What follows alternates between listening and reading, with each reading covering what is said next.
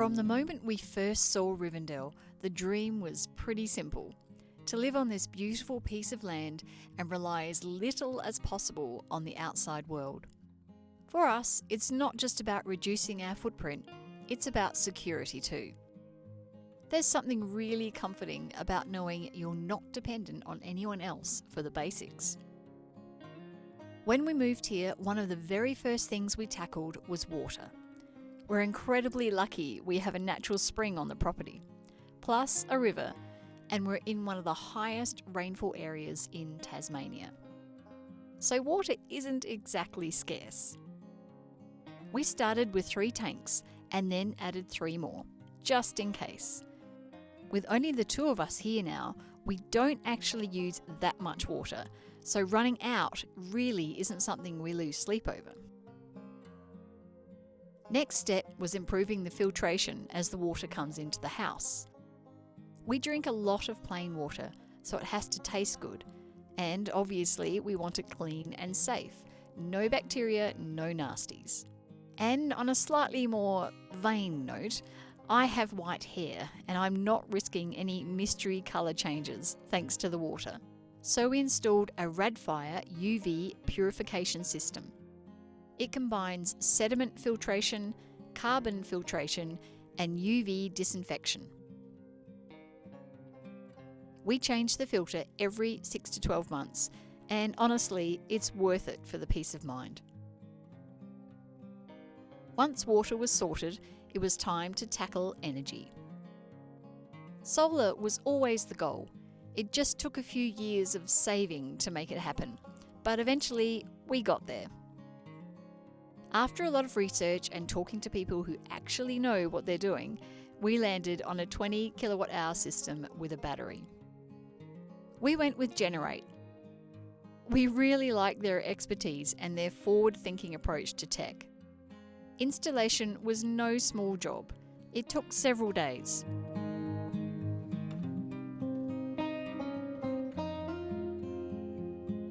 The first task was digging the trenches for the cabling.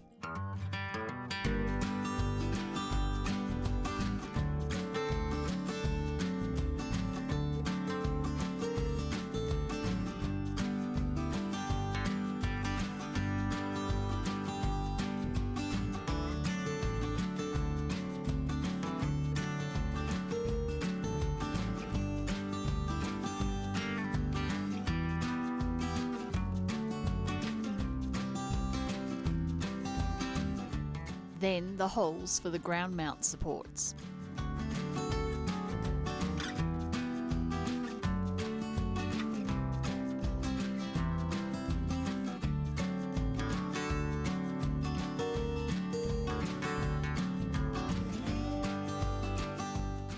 Meters of conduit and cables were necessary, and our place was a mess for a while as construction took place.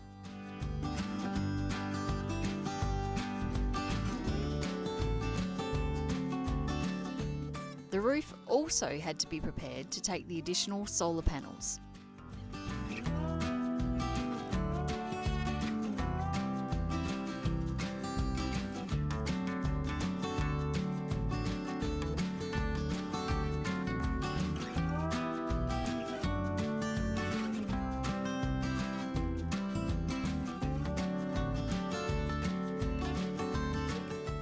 It's a good thing that vegetation grows quickly here at Rivendell, because it seemed like everything was being dug up to make way for the cables.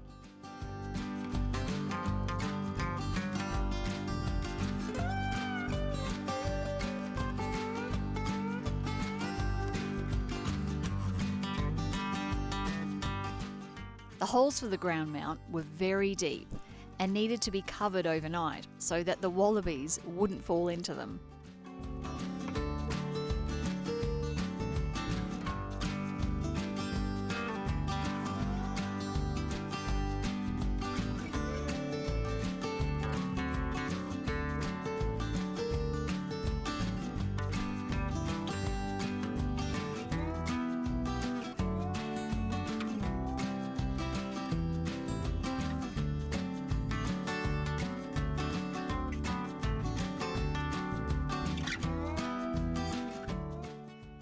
With the vertical supports finally up, it was time to cement them into place.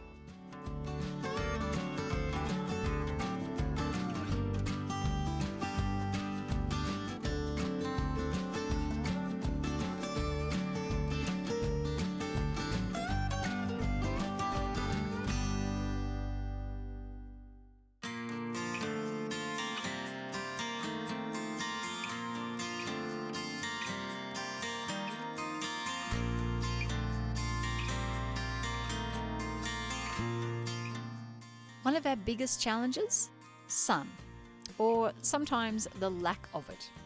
Tasmania isn't exactly famous for endless sunshine, and we've got a forest climbing up a hill behind us, which doesn't exactly help.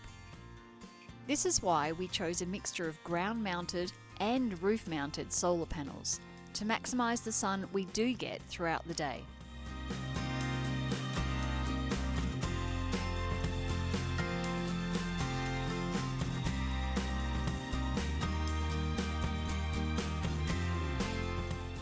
With the frames in place,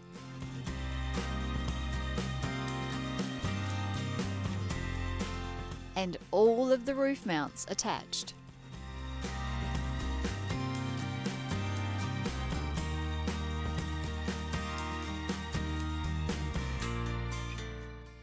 it was time to add the panels.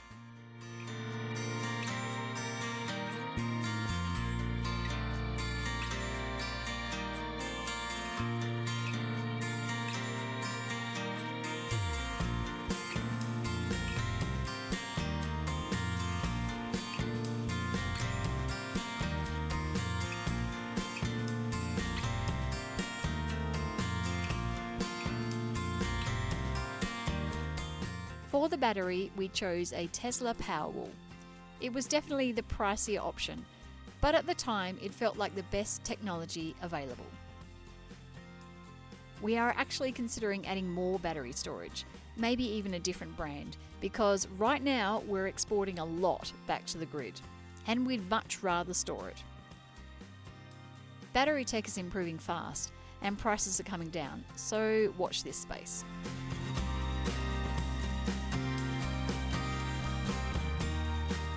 One thing I absolutely love about the Tesla Powerwall is the app. You can see the battery filling up, how much you're pulling from the grid, and if you're into numbers, it's strangely addictive. So here are the stats. Our system size is 19.74 kilowatts. The estimated annual savings is about $4,063. Estimated payback time, just under 8 years. Which is great, but honestly, the biggest win for us is energy security. Power outage, we usually don't even notice. The battery just kicks in and everything keeps running, no dramas. We have 42 ACO NeoStar 470 watt panels. Our Tesla Powerwall 3 gives us 13.5 kilowatt hours usable capacity, and on an average day it's fully charged about 4 hours after sunrise. After that, we're feeding back into the grid, and our bill is always in credit.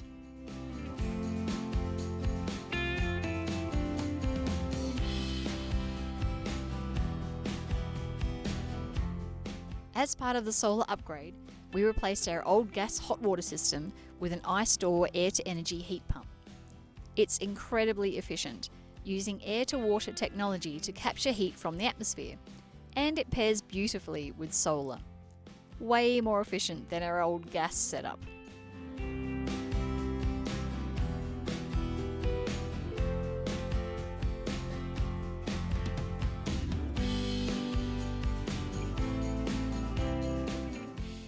The final step in ditching natural gas was swapping out our gas cooktop and oven for an electric induction unit.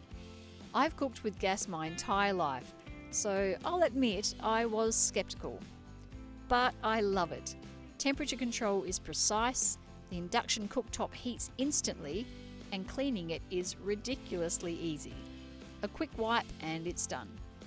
No dismantling the grates, no scrubbing the burners. I do not miss that.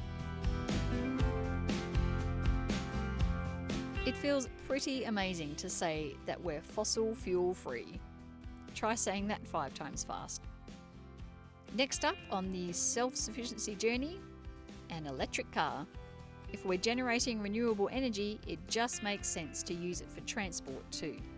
So subscribe if you'd like to follow along. Our next video is all about our EV, and if you're thinking about getting one, you won't want to miss it.